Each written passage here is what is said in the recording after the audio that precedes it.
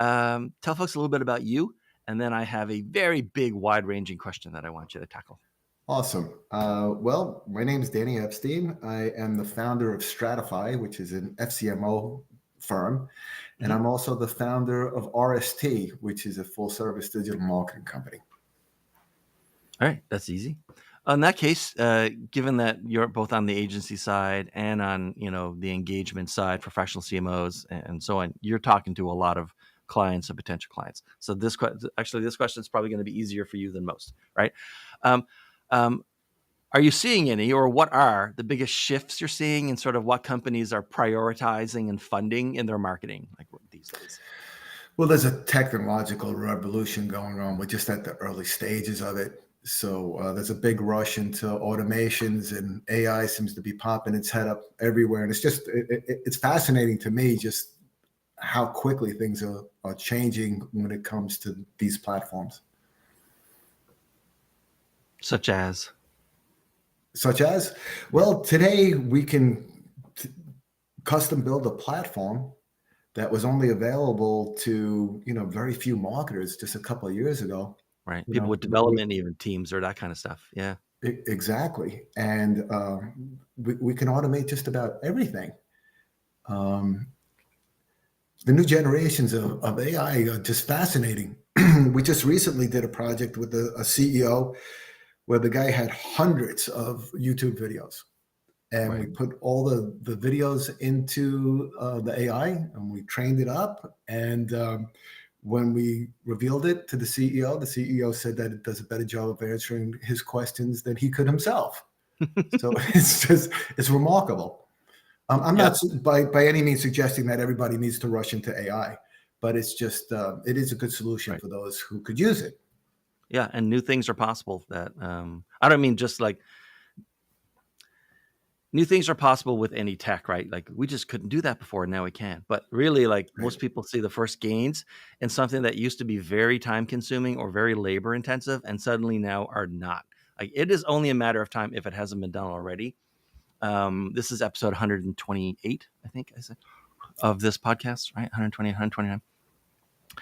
And it's only a matter of time where anyone who wanted to find a fractional CMO and get an idea of what they do and what their specialty is could just point an AI at this YouTube channel and say, here, find me 3 fractional CMOs who work with, B2B SaaS or fintech or healthcare or oil and gas or whatever, right?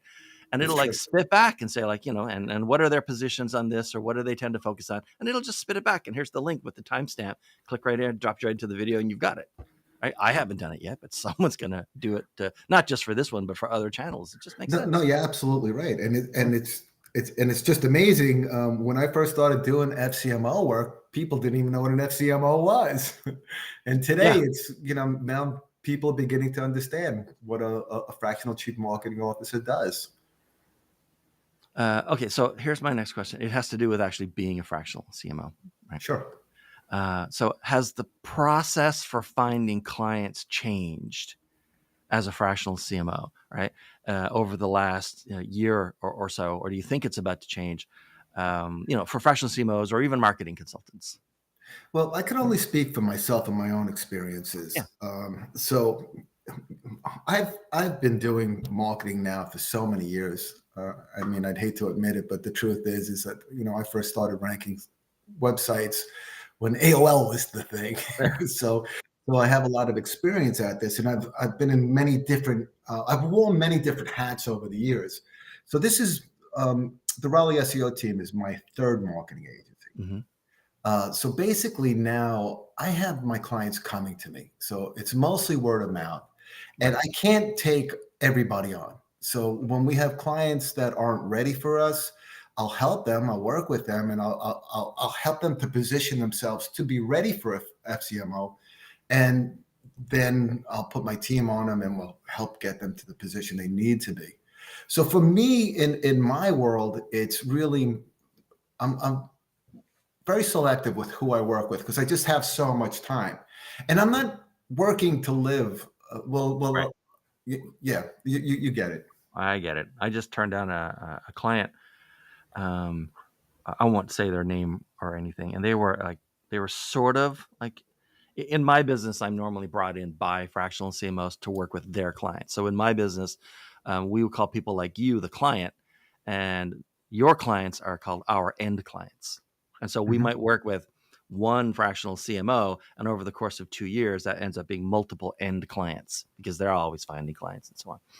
And sometimes you just like turn clients away. This one was a client of a fractional CMO, and like the fractional CMO sort of moved on, and they wanted to. This is sort of a lesson that I got from a weird source, and they wanted an NDA signed. Now, it's not uncommon for me to sign NDAs. Sign lots of NDAs. Been a ghostwriter actually. Lots of NDAs, right? Right. But the language in this NDA was crazy.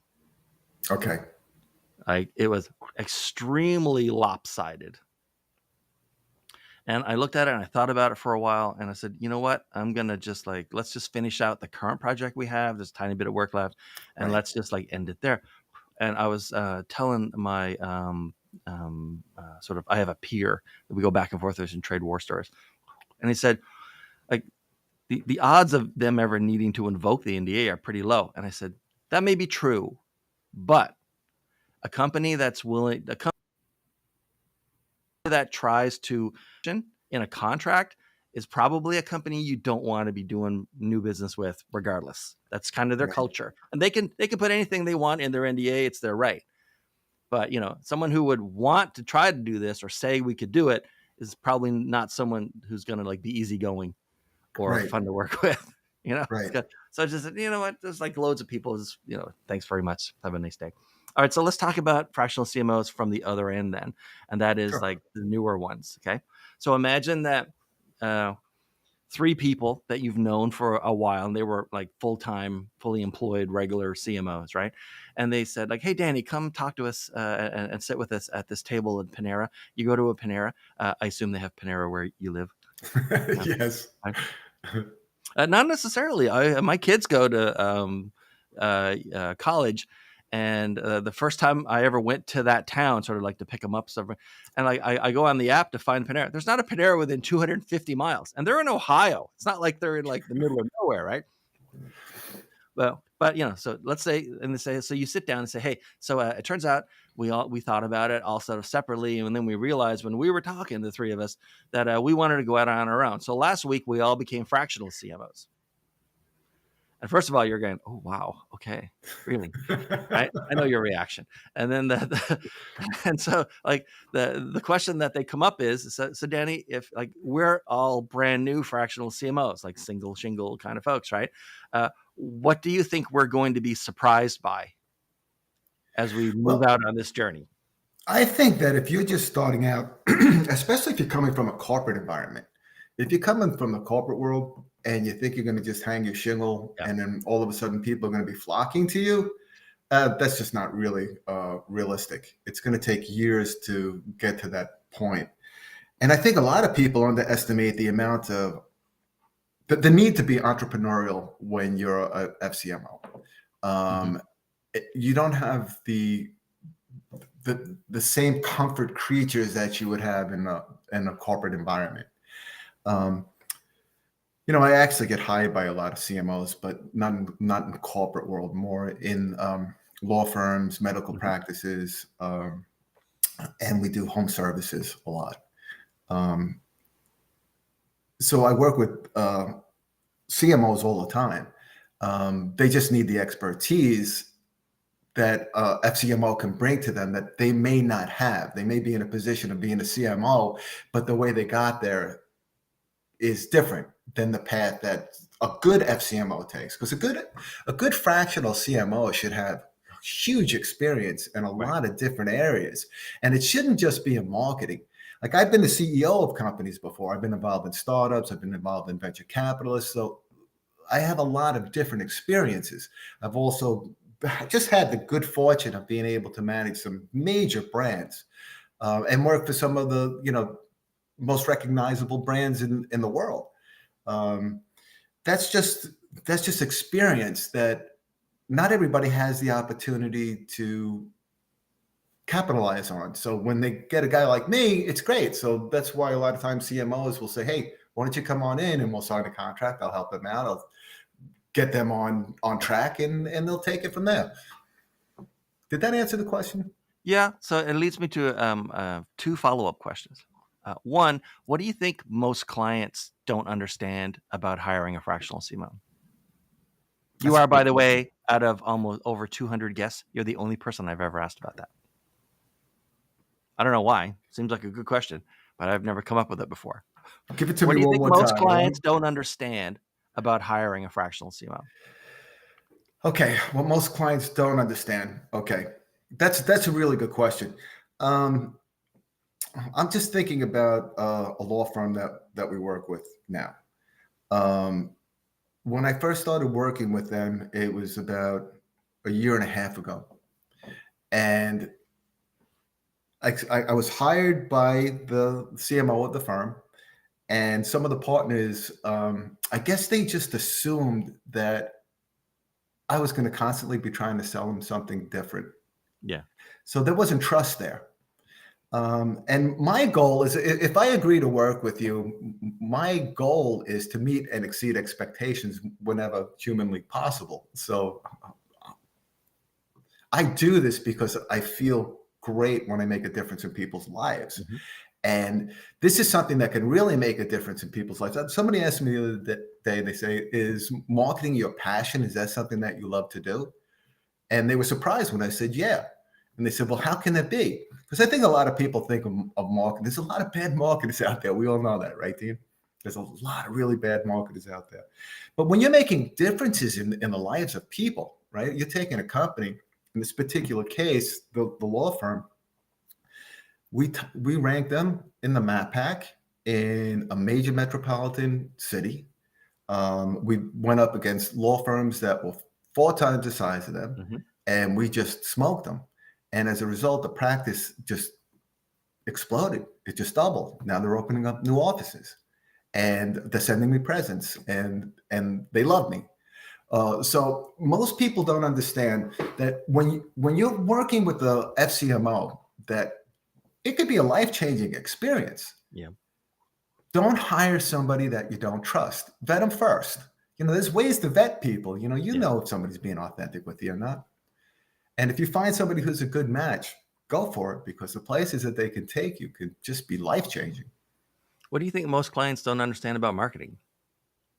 I think most clients don't understand. Well, first of all, I'd have to start with budget. So I think a lot of people don't have realistic expectations. Right. Um, and they don't really understand what marketing is. So, the sections of marketing, I like to position clients as local market leaders. So I'm doing a lot of local market work with medical practices and with law firms. In order to be a local market leader, you have to have certain boxes checked off. You could be wasting a ton of money in paid advertising and SEO optimization, but your reputation is hurting. Right. If you don't fix that reputation first, all you're doing is pouring money into a leaky bucket. So instead of pouring more money into a leaky bucket, the best thing to do is start plugging up some of those holes. So there's the same tools, just like on a construction site. You can have the same tools on a construction site, but every construction site's going to have a different set of blueprints. Well, the same thing with marketing. You should have a really good strategic plan. So you should be starting with goals, objectives, and then a strategic plan. And then what you need to do is you need to execute on all of the cylinders. So you need to budget realistically. If you have more business coming in than you can handle, obviously you want this. You do appreciate the value of marketing because you have more business coming in than you can handle. Yeah. But if you don't, if you think that you're going to spend 2% on gross and you're going to double and triple your business, that's just not realistic. So Yeah. set realistic expectations, budgets, and then make sure you have all the different pieces of the puzzle in place. Do you think there are any marketing channels or for your clients, right? Not, because everything's popular with somebody. Among your clients and the businesses that you help, are there any channels or platforms or tools that you think are just like criminally underrated? Oh my gosh, yes, especially today. Things are changing so Yeah. drastically. We've never seen so many algorithm changes in Google than Hmm. we have in this last period of time. Um, Combinations of different platforms, um, doing drops in multiple platforms at the same time are ranking. I mean, these things are happening. Sites like Reddit, sites like LinkedIn. Right. When you have YouTube videos and posts on LinkedIn and you're putting out, a bunch of feelers, the AIs are picking up on it and they're looking at it, and it's a good way to get noticed. And it always helps just to, once you start ranking. So if you start ranking on certain keywords and certain phrases, you get more attention. All right. Let me ask you. Now, you're talking to a lot of companies. I talk to a lot of companies. All the fractional CMOs that I work with are talking to a lot of companies. Right? And I'm going to talk about hiring marketing people, like staffers. But before we get to that, right, budgets are tighter right now for marketing, No generally question speaking, about it. right? Yes. And so, with the tighter budgets, do you think, are there any sort of marketing tactics or strategies that are delivering better now in, say, 2025 than, or that companies are focusing on? I just want to get clarity on the question. So we were talking about bringing people in house. All right, let's do this then. No, that's another question. We'll Okay. get to the in-house people in a second, right? But Okay. you're telling your clients, okay, they said to you like, hey, like we have to like scale back. We just have to, right? On our marketing budget, we have to tighten it a bit. You look at that and you think, okay, for what you guys try to do, which is your client base, right? And you can answer this both ways. Like, are there things that Sure. they should deprioritize when budgets get tighter, or are there things that they should prioritize when budgets get tighter? Well, Dean, because the answer is a puzzle to begin with, right? So you Yes. have certain things that you need to have in This is why place, right? So my part of the job is so enjoyable and your part of the job's not quite so enjoyable because I only have to ask the questions. I never need to worry about the answer. it really depends on what we're trying to accomplish, and it Sure. really depends on the niche that we're in. A lot of it depends on the locations that we're serving, and then a lot of it depends on the actual organization itself. So there are definitely ways that you could be wasting a lot of money. Sending out 5 Facebook posts a day is probably not something that you really want to be doing today. The traditional SMMA model is suspect to me anyway. And I think I don't want to speak disparagingly against anybody, but have you ever heard the term dirty dinosaur agencies? No. Well, agencies that grew fast inherently have layers of problems that come into the system. Now, Sure. this is my third marketing agency, so I've done this twice before. When I put this agency together, I said, I don't want that to happen again. I don't want to have interns coming in and young salespeople coming in and they're just promising the world. And they're over promising and under delivering. And then you have just like layers of staff of people who are unhappy. You have SEOs who are like, are you kidding me? I can't do that. I can't possibly rank you in the map pack in 3 months. That's a dirty dinosaur. That's the problem with marketing today, is that so many people are going to these so-called experts, but just really not getting the return on investment that they need to get from their marketing budget. So that's the biggest problem. There's so much waste. I hate to say it, but the truth is there's so much waste for so many companies when it comes to marketing that you really need to take a strategic look on an individual basis and then dial in what you need to dial in. Because I think, Dean, I'm sorry, let me just finish. Because yeah, go ahead. ultimately, it really comes up to what the competition is doing. Because that's really what you have to do. You have to outdo your competition. Mm-hmm. Yeah. I think, unfortunately, what companies learn, clients learn, and it's unfortunate that they have to learn this lesson. But for a lot of the agencies that they work with, they can go and say, hey, we're reducing by 5%. And like somehow, the marketing reach doesn't seem to drop by 5%, because there was a lot of waste and slack in the system in the first place. Right. And Right. unfortunately, we're like, the inefficiency is teaching people that they can like ratchet down until they get to a point where ratcheting down, seems like the logical thing to do, and they reach that point, and right, and that's an Right. inflection point, kind of breaks. If you're trying to find, and this must happen from time to time, like companies, like they Mhm. want to hire a new director, they want to hire a new staffer, they want to hire a new person on social media, right? It's not necessarily a service that you're a role you're going to fill in, or your company's going to fill at their company, right? But they said, like, what are we doing right now? So, like, we talked earlier, there are a lot of like bad marketers. There are also just like a lot of marketers, period, right now looking for jobs. Right. A lot, Right. right? What are, a company that wants to find, their next staffer, their next in-house people, right? What are some of the challenges that they're going to face as they go out into that labor market?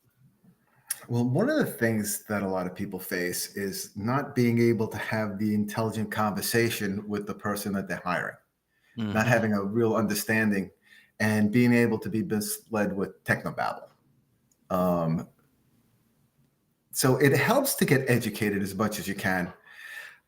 For instance, let's just take something that's a little bit more technical. Let's talk about saying that you're going to add an SEO. Before you start interviewing SEOs, get a handle on what SEO really is, and then find out what are the really bad practices of SEO and that you don't want, and then ask them questions about it while you're Right. interviewing them, because you need to have somebody that you can trust. So when you're working with an SEO, you really want somebody who's very diligent, very detail oriented. The type of guy who loves just to get in and loves that challenge of being able to handle all of the technical aspects. He might not be the greatest people person. He's not a sales guy. He's not going to, be out there putting together your marketing program. But Right. Well, I you know, mean, no different than, hiring a staffer in a finance department when you don't have anything to do with finance. exactly. Possibly more dangerous than hiring a Right. bad marketing person, hiring a bad finance person. Do you think, you're working across multiple industries these days? Are there any industries that you think are growing or really poised for growth in like 2025, 2026, and any that you think are going to sort of stay static or maybe even shrink a little? Well, with the From a law marketer's firms, point of view, I mean. um, there's certain niches that are just getting stronger and stronger. Yeah. We do a bunch of work in the home care niche with seniors. That's just getting stronger and stronger. Um, Part of it's inflationary too.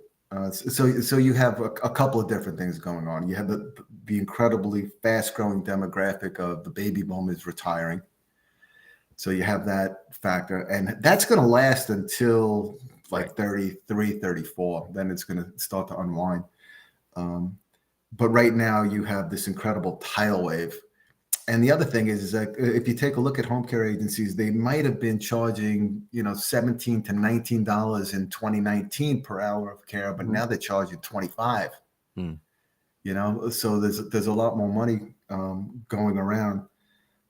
So that industry is just exploding. And then also, there's no shortage of work for good law firms, Yeah. and I don't see that slowing down anytime soon. Even if the economy was to fall apart, family lawyers are going to be busy.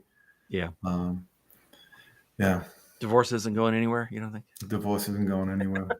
Actually, it gets worse, right? Yeah. When economic times Stress. get right, Yeah. they get busier. Put strain on it. Okay. So I want to wrap up with a couple of questions here. One, Sure. imagine that uh, uh, we're in an elevator together. We've only got a few seconds, but I realize that I'm next to an expert. So, and I'm trying to like sort of start something, right? I've been brought in as the head of marketing for my company, and I'm looking. And obviously, there's always a mix of in-house and outsourced, right? And I'm looking for like help. And I say like, hey, don't talk to me about like what you guys do, but talk to me about what's in marketing, what's sort of underrated or overlooked right now. Like I'm looking for an advantage. What's an area that let's say it's law firms, right? What's an area that I could or a place or a channel that I could be using that my competitors are probably not, where I could, have some kind of advantage? Well, the truth is, it's massive drops of your messaging. It's not just one platform. It's Right. getting it out on a whole bunch of platforms at once. That is really what's working today. Um, First of all, you have to have your message dialed in. You have to have your demographic dialed in. You have to have a very compelling offer, and your call to action has to be strong. And I don't care what you do, if you don't have a great offer and a good call to action, nothing's going to happen. Right. So it's all in your offer, but it's getting your offer out there that's really the most important thing. All As right. many That channels leads as me possible. that leads me to the next question then, which is like, what do you think as you talk to clients and as you talk to, like, what do you think clients don't understand about talking to their prospects? You got to build trust. You don't come out of the gate swinging. Um, y- there's so many marketers out there that are just trying to shove product and services down people's throats that people just today in 2024, just they going into 2025, have their guard up. So what you want to do is you want to let them know that you can trust them, give them a compelling reason to contact you, give them value, provide value up front. Right. Just treat your customers. Your customers are the goose that laid the golden egg. You could go in there and you could cut the goose open and get the one egg, but it's just better to have that goose lay eggs every single day. So nurture your customers, nurture your client base. That your email list is one of the most valuable things you could ever have. And that's Yeah. something else. You know what, Dean? I'm sorry, but people underestimate it all the time. It's your email list could be a gold mine if it's used the right way. So you're talking about people you've already done business with. Well, email marketing is something that really helps. Yeah. My email list is my gold mine. No question. Right. I started it I always had a list, but I didn't start, even all right, someone who's gotten 50 plus million emails opened for other clients, but sort of eat your own dog food, like do your own stuff, right? We're all guilty of this, right? We don't, even marketers don't put as much into their own marketing as they put into their clients' marketing, It's a right? fact. It's a That's fact. a fact. Oh. And so I only started regularly, growing my list, and B, emailing to my list weekly in January. Right. By June, I had made as much money in my business as I had in the entire previous year. I even had like a 2-minute little conversation with myself saying, should I just stop working for the rest of the year? I'm done. Right. Turns out, and you won't be surprised by this, Danny, the more money coming in, the suddenly life throws more needs for money at you, like No from your question kids. about And it. it's just the way it works, right? It never stops. Right. But yeah, the email list by far is the most valuable part of my business now, for sure. And after doing so much for so many clients, and I still do, I write a lot of emails like every week for clients. I should have like focused on my own a long time ago. Oh, so yeah, I It's very 100%, a powerful. million percent agree with you on that. Right? No matter how, I was explaining to someone the other day. I said, um, um, email is the only marketing channel that any of us have, like not sales, but marketing channel, where the reader can and does trick themselves into thinking that you sent it just to them. Nobody thinks that what's on a billboard is just for them, or a TV commercial. It might match them, right? Right. Or search results. It Right. might match exactly what they're looking for, but they don't ever get to pretend that it's just, a communication between the Right. writer and the recipient. Right. And it's funny because obviously I'm on your email list. These automations that we use today, 3 years ago, that was state of the art. Yeah. Today, everybody could be using this. Yep. Yep. I directly judge how successful that week's email is by how many people reply to me, good or bad. Right? If a lot of people reply, then it's like, okay, Yep, that's a good topic. I'll have to like revisit that one at some point and double down on it. So use your email list, build your email list, use your email list. Also, it's way more important who's on your list than how many are on your list. That's true. That's very Way more true. important. I'm not looking to buy a big list. I don't need the biggest list. I need the right list. That's all I need. Right. All Well, right. when you build an email list of people who are already clients and customers, Yeah. People have already spent money. That's your gold. That's valuable. Yeah. Okay. So, Danny, who should be contacting you these days, and how would you want them to get to you? Well, the best way to get me would be to email me at danny@stratophi.com. Okay. Um, Oh, by the way, who's for now that we do this on audio as well, Stratophi is STRATOPHI.com. Yes, sir. That's correct. For the people just listening and don't have a screen. Appreciate that. All right. Um, They should email you directly and say, Danny, take my money. Take my money now. Well, really, the truth is we might just not do that because, first of all, we might not be able to. We do have a waiting list, but there's more than one way for us to help people. So as far as the fractional aspect, Chief Marketing Officer, Sure. I'm really looking for companies that are poised and ready for growth. What size are they usually? Like you mentioned, like usually, law firms they're all and medical. small to mid-size companies. We do a lot of work with smaller law firms. 10 and under. Right. We don't really have any clients that have hundreds of attorneys. And the same thing with medical practices. It's usually a doc who has a couple of different offices type of thing, or home services. Home services are great businesses for us because our whole model is about creating local market leaders. So what we do is we take companies who are in a local service area, and we have formulas and systems in place that we know how to find out exactly why the local market leaders are the local market leaders, and we know how to position our clients as local market leaders. Right. And there's significant advantages of that. Sales cycles go way down. You don't have to sell yourself. You don't have to build the credibility. When you're out there and people are seeing you, you have buzz. And that's the most important thing. When people come to you and they're excited to speak to you, you have instant credibility. Your profit margins are higher. And like you said, you can turn away the difficult clients. You don't have to take the people who are going to just make things crazy. Does that make sense? Did that answer the question? Yes, sir. I think. Well, there's no wrong way to answer the question because it's who do you want to contact you?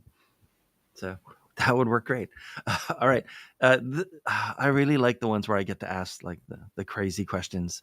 And so because we only have a single guest. So thanks so much, Danny. I really appreciate you being here, man. This is great. I learned a lot. Thanks Oh, wait, I'm sorry to interrupt you. I want to mention something. There were two terms that came up and that were normally a jargon-free zone. And so, because most of the audience for this podcast, and if you're watching this, like most of the audience for this podcast are not marketers, right? Okay. They tend to be founders, CEOs, and heads of sales are the single biggest audience. Makes for this sense. podcast. Yeah, I Makes guess. sense. And so you mentioned when we were talking about Facebook, we're talking about SMMA, and when we're talking about like local marketing generally, you talked about MatPack. So explain for the audience those two terms. Social media marketing agency. Okay.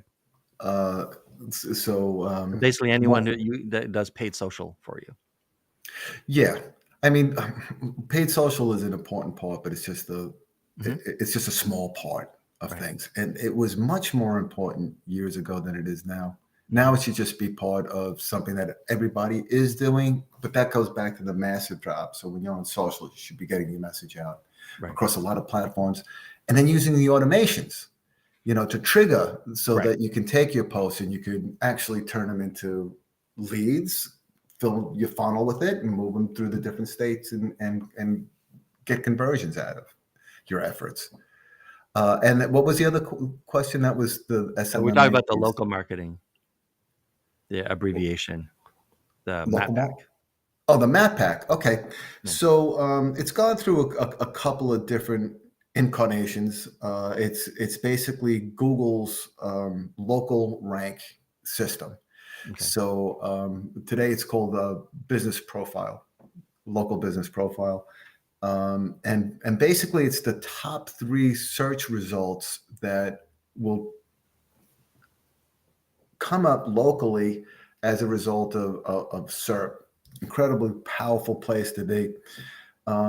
It's not uncommon to go into a minor metro area and search something like dentist or attorney or roofer Right. or plumber and have 20 or 30 pages of responses come.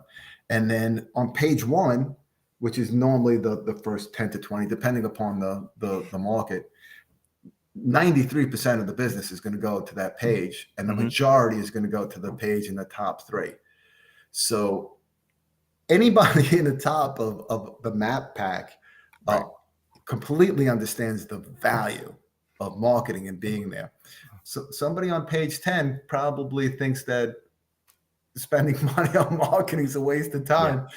And that's probably because they've had some bad experiences, but they're underestimating how much of a difference there is from being one of hundreds who are competing for 7% of the total traffic online as compared to the guys in the top 3 who are just raking it in, and they are the local market leaders. Right. So it's just incredibly valuable real estate. And I don't know if you. interestingly enough, with the algorithms that came into place, guys who had dominated the map pack for years have been wiped off all across the country. Mhm. So there's definitely a changing of the guard. What you were talking about reminded me of that meme. I'm sure it's made up. It just looked like, a typical generic door and like business in any strip mall in America, where it has like the large like lit sign over it and like painted on. And it was someone. I hope this was made up, but if it wasn't, it's genius. The name of the business was Dentist Near Me. That's great. That's great. If that wasn't made up, someone really understood the assignment. Because of course you're going to get top ranking or high ranking if someone searches for dentist near me and you're called dentist near me. That's fantastic.